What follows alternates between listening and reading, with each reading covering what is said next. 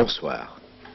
Nous n'allons pas passer le peu de temps qui nous est imparti dans cette campagne officielle à dresser avec vous le bilan de M. Giscard d'Estaing. Ce bilan est désastreux. Et vous le connaissez, vous, travailleuses et travailleurs, parce que vous le vivez chaque jour. Il faut battre Giscard d'Estaing et il faut changer de politique. C'est ce que nous voulons et c'est possible. C'est pourquoi, dès hier soir, dans sa première intervention, Georges Marchais vous l'a annoncé. Chaque minute de son temps de parole, il va le consacrer à cette unique question, la seule qui compte, le changement. Ce soir, il veut vous entretenir, vous faire réfléchir sur la politique économique et sociale nouvelle qu'il convient d'appliquer. Avec Philippe Herzog, économiste, polytechnicien, dirigeant national du Parti communiste français, et avec moi-même, Pierre Juquin. Alors, si vous le voulez bien, réfléchissons ensemble. Pour trouver le bon remède, il faut d'abord définir la cause du mal. Quel est le mal dont souffre la France? Pour M. Giscard d'Estaing, c'est toujours le pétrole et la crise internationale. Georges Marchais. Ça, le pétrole, c'est une chanson que les Français connaissent bien, puisque Giscard la chante depuis 7 ans, en duo d'ailleurs avec Raymond Barre. Mais ce n'est pas sérieux. Ce n'est pas sérieux. Le pétrole n'a pas la responsabilité de la crise que connaît la société française. D'ailleurs, pour s'en convaincre, il n'est que de prendre 2 chiffres qui sont très significatifs. Par rapport aux richesses produites, la facture pétrolière se chiffre aujourd'hui à 4%. En 1974, elle était de 3,5%, c'est-à-dire 0,5% de plus seulement. L'inflation en 1980 est de 15% selon l'indice de la CGT, le seul juste.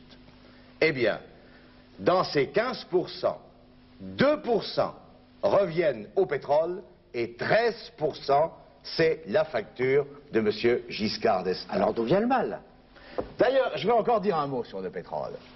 Un pays comme l'Angleterre possède d'énormes richesses.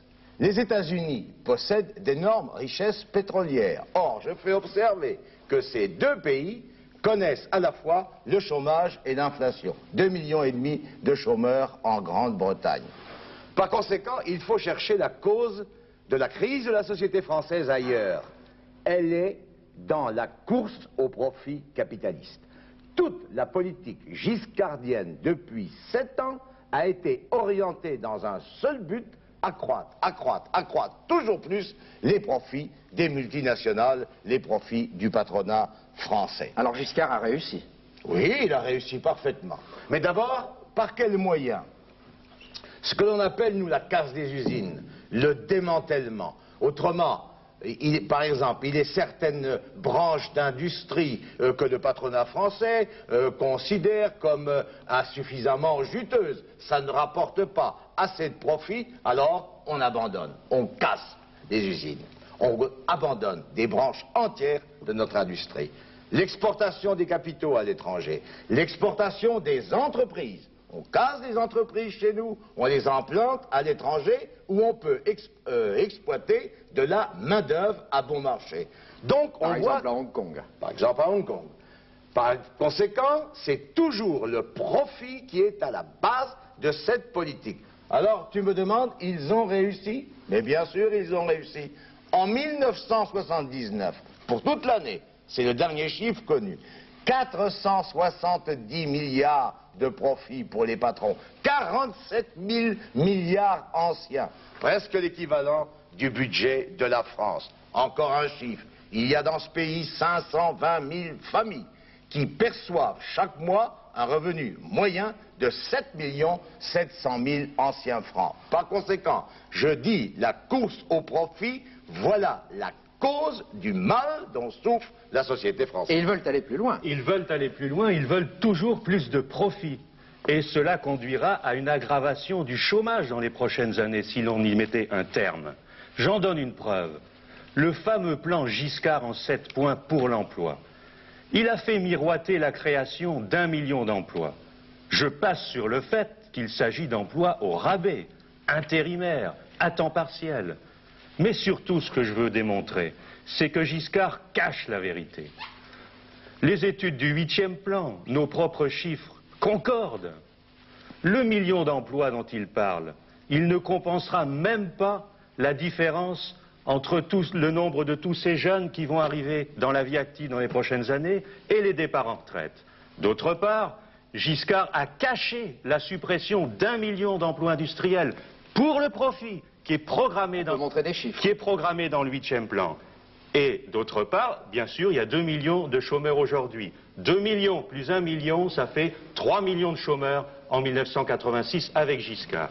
Et j'en veux pour preuve, pour résumer, un graphique issu d'études officielles. Ce qui monte ici, c'est le nombre de toutes celles et tous ceux qui veulent du travail, les jeunes, les femmes, les chômeurs. Ça c'est la réduction des emplois avec la politique des patrons pour le profit. En 1980, nous avons 2 millions de chômeurs.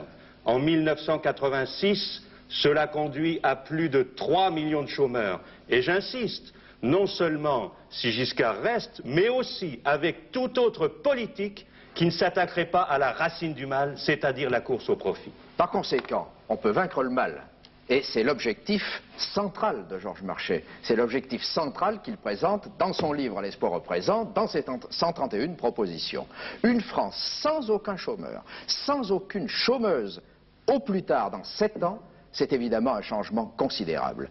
Et il faut prendre le taureau par les cornes. Il faut aller au fond des choses tout de suite avec des mesures massives, importantes, avec des grands moyens. Dès les 2 premières années, Georges Marchais propose de supprimer 1 million au moins de chômeurs en créant 1,5 million d'emplois. Comment faire? Au bout du septennat, je propose de créer 3,5 millions d'emplois. 3,5 millions d'emplois.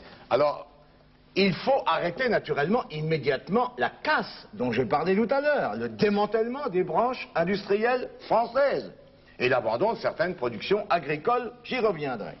Et il faut relancer la production nationale.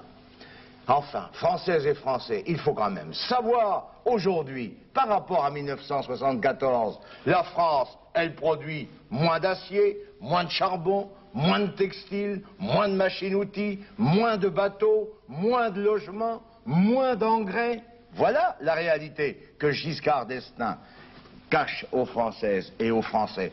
Et je vous le demande, vous n'avez besoin de rien ? Tous vos besoins sont satisfaits dans tous les domaines, en France et à l'extérieur de nos frontières? Évidemment non. Par conséquent, il faut relancer la production nationale. Pour relancer la production nationale, Georges Marchais, il faut des débouchés. Le premier débouché, c'est le marché intérieur, c'est-à-dire la consommation des Français et des habitants en France. Non, d'abord, il y a une première question, je pense, auquel il faut répondre. Est-ce que nous avons les atouts pour le faire? Voilà. Est-ce que nous avons les atouts? Oui, nous avons les atouts pour le faire. Nous avons des ressources énergétiques. Nous avons un potentiel industriel important. Nous avons l'une des agricultures les plus riches et les plus diversifiées du monde, en tenant compte à la fois du climat et du savoir-faire de nos paysans. Nous avons les sciences et les techniques. La France a des réalisations de ce point de vue extraordinaires. Encore est-il que nos chercheurs ne disposent pas de tous les moyens dont ils auraient besoin. Mais nous avons déjà un potentiel considérable. Et enfin, nous avons les hommes, parce que là, ça compte. C'est-à-dire, les hommes et les femmes d'ailleurs, et attention, les hommes et les femmes. Nous avons des millions d'ouvriers, d'ingénieurs, de techniciens, de cadres, de savants, de jeunes qui ne demandent qu'à créer. Autrement dit, nous avons les atouts pour produire. Alors je reviens à ma question. Quel débouché? D'abord le marché intérieur. Ah, évidemment. Marché intérieur. Il faut que les Françaises et les Français sachent que 1% de consommation en plus, et c'est 100 000 emplois créés. Vous comprenez pourquoi? En vue de relancer la consommation intérieure, je propose le SMIC immédiatement à 3 300 francs, avec la perspective de 4 000 francs. Tout de suite 3 300 francs. Tout de suite 3 300 francs. L'augmentation des bas salaires, l'augmentation des allocations familiales, 500 francs par enfant dès le premier. Dès le premier enfant. Voilà des mesures sociales qui permettront d'augmenter la consommation populaire. J'ajoute qu'il faut relever les retraites, les allocations pour les handicapés et pour les invalides. Il y a tous les besoins collectifs. Plus tous les besoins collectifs, école, logement, santé, non seulement du point de vue des équipements, mais aussi du fonctionnement. Il faut que ça tourne bien, tout ça. Il faut que ça marche. Il faut que ça marche. Et il y a besoin de personnel partout. Voilà. Alors, relancer donc la consommation intérieure. D'abord, c'est une mesure de justice sociale. On parle toujours justice sociale, justice sociale, justice sociale. Mais pour qu'il y ait justice sociale, il faut prendre ces mesures-là. Et en même temps, ce sont des mesures qui permettront la relance de l'économie française. Mais alors, est-ce qu'on va fermer les frontières? Produisons français, consommons français, l'international. Ceux qui parlent de reconquête du marché intérieur sans prendre des mesures pour empêcher l'invasion de notre économie par des produits étrangers, eh bien, ils se moquent du monde. Je dis qu'il faut protéger notre économie lorsqu'il y a des importations abusives ou encore lorsqu'il s'agit de développer de puissantes bases industrielles chez nous lorsqu'elles sont insuffisantes. Les Américains, ils se protègent. Les Japonais, ils se protègent. Les Allemands se protègent. Pourquoi pas nous? Reste la question de la rentabilité. Il faut que nos entreprises et notre économie soient compétitives. Nous avons une nouvelle conception de la rentabilité. Sur quoi repose-t-elle? Avant, d'abord, je veux dire que du point de vue, encore par rapport à ce que vient de dire Philippe, rééquilibrer nos échanges. Rééquilibrer nos échanges avec les États-Unis, l'Allemagne fédérale et le Japon. Il faut savoir que le déficit du commerce extérieur avec ces trois pays nous coûte 400 000 emplois. Par conséquent, il faut rééquilibrer nos échanges avec les pays capitalistes, avec les pays socialistes et avec cet immense potentiel que représente le tiers-monde. Nous y reviendrons dans une prochaine émission. Oui, parce que je dis qu'il faut dire non au diktat de Washington et non au diktat de Bruxelles. Alors, oui, la conception nouvelle de la productivité, parce que nous ne sommes pas indifférents à cette question. Il est évident que pour satisfaire les besoins des Françaises et des Français, il faut accroître la production et il faut accroître la productivité du travail. Mais non pas sur le dos des hommes, non pas en rendant le travail plus difficile pour les hommes. C'est la raison pour laquelle moi je considère qu'il faut s'appuyer sur le progrès scientifique et technique, et nous pouvons le faire et assurer ainsi un haut niveau de productivité. Ce morceau de charbon qui t'a été offert par les mineurs de la Drèche dans les Cévennes en est un exemple. C'est tout un symbole. Alors, quelles sont les mesures que je propose de ce point de vue? Le retour à la semaine. Le retour. Allez, parce qu'on n'y est jamais. Non, on n'y est la semaine de travail de 35 heures avec, bien entendu, le maintien du pouvoir d'achat du salaire actuel. La 5e semaine de congé. La 5e équipe et l'avancement de l'âge de la retraite à 60 ans pour les hommes et à 55 ans pour les femmes. Et je dis même moins pour ceux qui effectuent des travaux pénibles. Dans mon livre, L'espoir au présent, j'ai fait la démonstration qu'il est des travailleurs dont l'espérance de vie est de 9 ans inférieure à celle des cadres qui ne touchent pas les cotisations qu'ils ont versées pour leur retraite. C'est une injustice révoltante. Et alors, la fin des discriminations, des cadences infernales de travail, des brimades, un plan d'urgence pour donner un bon métier aux jeunes. Et alors, de ce point de vue, je dis tout de suite, il faut en finir avec ces agences d'intérim qui sont les véritables négriers des temps modernes. Il faut que les intérimaires, vacataires, stagiaires et je ne sais quoi encore soient affectés comme des travailleurs normaux dans les entreprises. C'est une très grande revendication. Reste une question. J'attire ton attention sur le fait que toutes ces mesures permettent à la fois la production, la productivité du travail et ils créent des emplois. Et c'est des mesures de justice correspondant à l'époque que nous vivons. La justice marche donc avec la morale. Absolument. Et l'économie.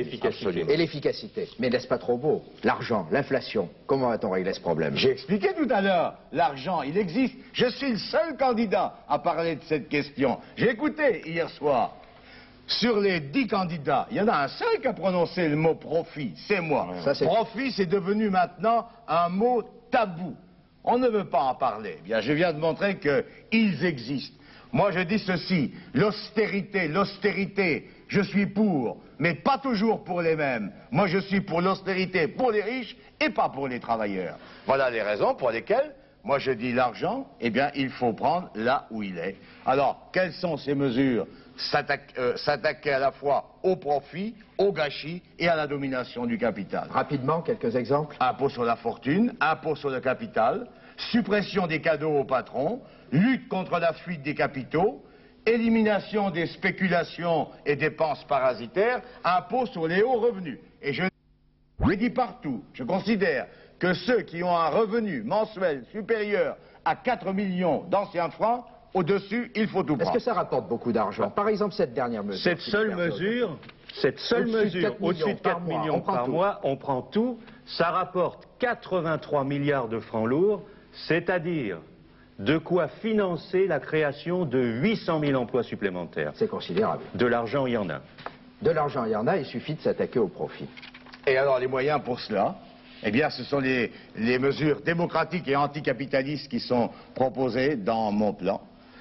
Je dis, il faut nationaliser les banques et du crédit et les principaux trusts, la liste en figure. Les nationalisations, c'est décisif, c'est très important. C'est capital. Faut enlever le pouvoir. À ceux qui bradent. Absolument, à ceux qui font la casse dont j'ai parlé tout à l'heure. Il faut décentraliser l'État, le décentraliser. Il faut faire reculer la bureaucratie. Voilà l'ensemble des propositions qui me permettent de lancer à Giscard d'Estaing le défi du plein emploi. Et je dis que c'est sérieux, ce sont des propositions sérieuses. Je veux atteindre cet objectif, mais naturellement, c'est à vous de choisir. Eh bien, mesdames, messieurs, notre émission de ce soir se termine. Georges Marchais vous a expliqué dans sa première intervention hier qu'il y a 3 moyens pour réaliser le changement nécessaire. Le premier moyen, c'est une politique nouvelle, avec les objectifs et les moyens économiques de réaliser ces objectifs. Le deuxième moyen, c'est une union populaire, un rassemblement majoritaire et un gouvernement d'union socialiste-communiste. Le troisième moyen, ce sont vos luttes à vous, travailleuses et travailleurs. Ce soir, Georges Marchais ne vous a pas fait de promesses. Il vous a dit, voilà ce qu'il faut faire, on peut le faire, faisons-le ensemble. Demain, ou plus exactement vendredi prochain, nouveau rendez-vous à la télévision où nous poursuivrons cette réflexion avec Emmanuel Maffre-Baugé, député languedocien à l'Assemblée européenne, et André Lajoigny, député communiste de l'Allier. À vendredi.